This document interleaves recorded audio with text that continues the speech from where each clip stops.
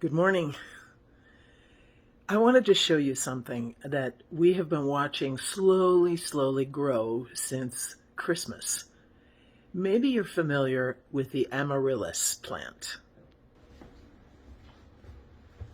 An amaryllis is a bulb that grows on these amazing stalks, and then at the end of a slow progress comes these beautiful trumpet-like lilies.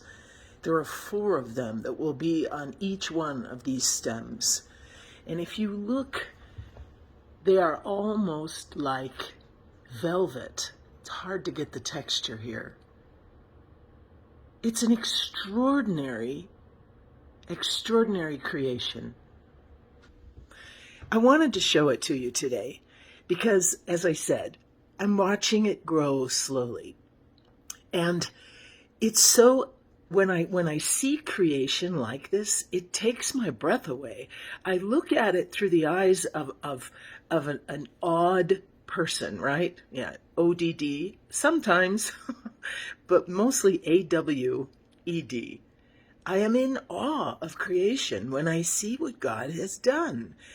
Who thinks of putting 4 trumpets at the end of a stalk that comes out of a bulb?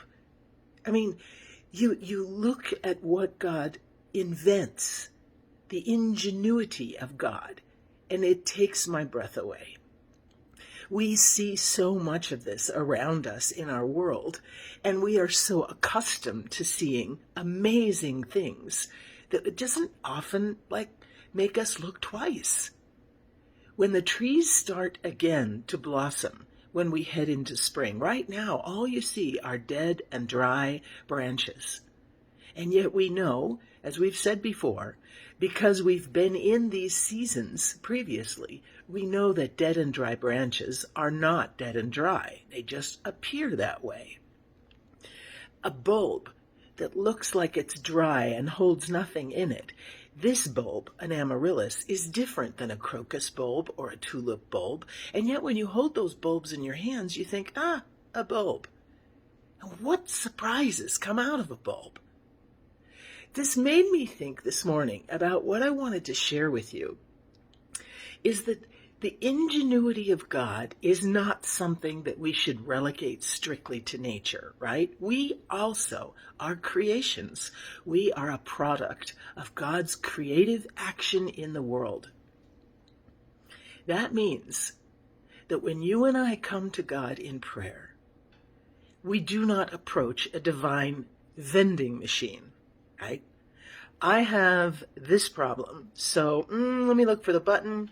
Bing, I'll say this prayer, and poof, out comes the result of this desire. And I have this dilemma, and push this button, and say this magic prayer, and poof, I get the result for this dilemma. And this amaryllis bulb shows me over and over again that the creativity of God is not limited to our brains. If I have a dilemma, I have a heartache, I have something that I cannot resolve on my own, and I take it to God in prayer, then I have to believe that the divine creator who put this entire universe together centuries ago has a solution for me that I have not yet thought of. I need to trust that when I come to God in prayer, God can figure something out with me. Together, we figure out what's going to happen. It's not that God doesn't already know, but together with you and I, we put our trust and our faith and our efforts and our attempts to try and get things to work, and together we reach a solution that has never been reached before. This is what I love about the divine. God is not limited by our limitations. So when you go to God in prayer, or you encourage someone else to go to God in prayer, think of God's ingenuity in creation and allow God to come up with new solutions.